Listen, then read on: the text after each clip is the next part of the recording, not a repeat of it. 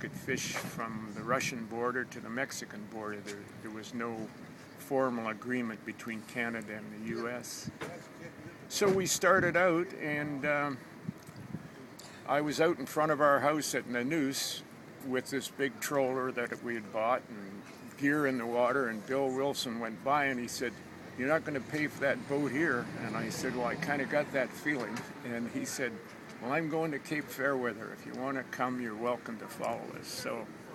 So we headed up through the Seymour Narrows and whatever. Eventually, like trawlers or 6 knots or something like that was big time, and all the tides and whatever. So we got to Bull Harbor at the end of the island up past Port Hardy, and we met a couple of other chaps that were from Nanaimo. Dave Swallock comes to mind, and they're all sitting there, and I'm thinking, how am I going to make this $100,000 to pay for this thing?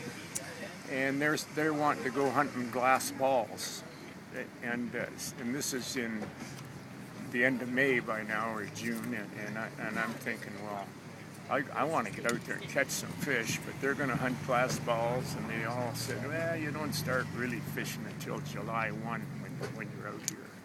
So that was the start of our career, and Dorothy went out there and became the best deckhand, and I have to point this out. She did not cook the meals. I cooked the meals and ran the boat. We had another deckhand for 15 or 20 of our years out there. We had Bob Matlock, who's a high school teacher in Port Alberni. He's still up there. He was a younger chap than us, and the three of us went out there, and we got caught in a couple of 70-mile-an-hour winds. It was the year that they took the weather ship.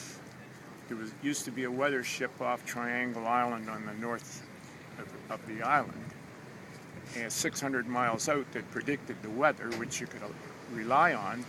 And then we went technical, and we had this Sputnik up in the sky that was going to it was going to improve our weather conditions and all that. So one night we're anchored 15 miles off Cayuga on the west coast, out with 10 or so boats within a mile of each other, kind of.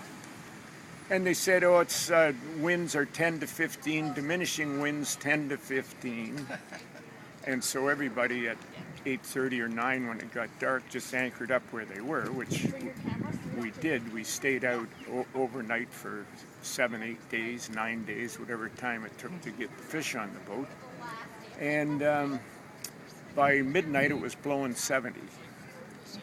And the waves were coming totally over the boat. And our first year out there, kind of, and I didn't really know what to do. And I thought, well, if I go out on that deck, for sure I'm going overboard. So we just sat there, and every once in a while we'd put a searchlight on that was on the roof of the wheelhouse, and you just see this great emerald green water coming over the deck and over the roof and down the back of the boat.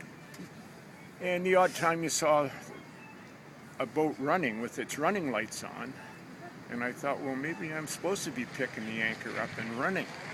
But the fact was their anchor gear had broke off, and they had to do something because they were involuntarily moving with the waves in it. So, but it was quite an experience, and I promised Dorothy it'd never happen again.